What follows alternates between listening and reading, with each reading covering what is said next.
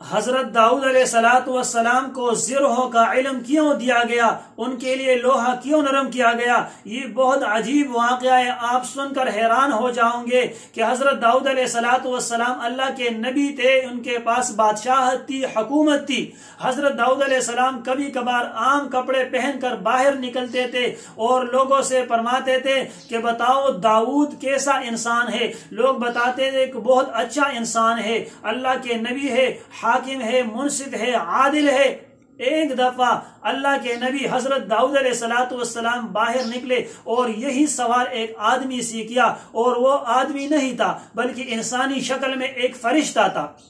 داؤد علیہ السلام نے فرمایا کہ داؤد کیسا ہے؟ تو فرشتے نے جواب دیا کہ داؤد علیہ السلام بہت ہی اچھا اور نیک سیرت انسان ہے، لیکن اگر دو کام اس میں نہ ہوتے تو یہ کامل اور مکمل انسان ہوتے۔ داؤد علیہ السلام نے فرمایا وہ کون سے دو کام ہیں؟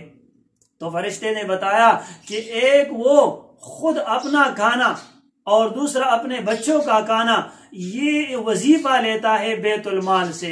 اگر بیت المال سے اپنے لیے اور اپنے بچوں کے لیے تنخواہ نہ لیتے اور اپنے ہاتھ سے کچھ کر لیتے تو یہ اس کے لیے بہت اچھا ہوتا اور وہ بہت کامل اور مکمل انسان ہوتے۔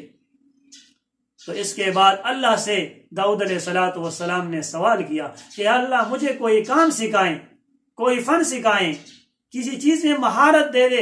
اللہ جل جلالہ نے فرمایا وَعَلَّمْنَاهُ صَنْعَةَ لَبُوسٍ لَكُمْ لِتُحْسِنَكُمْ مِنْ بَأْسِكُمْ فَهَلْ أَنْتُمْ شَاكِرُونَ، کہ ہم نے داؤد علیہ السلام کو زرہ والا علم دیا تاکہ وہ جنگ و جدل سے اپنے آپ کو محفوظ رکھے۔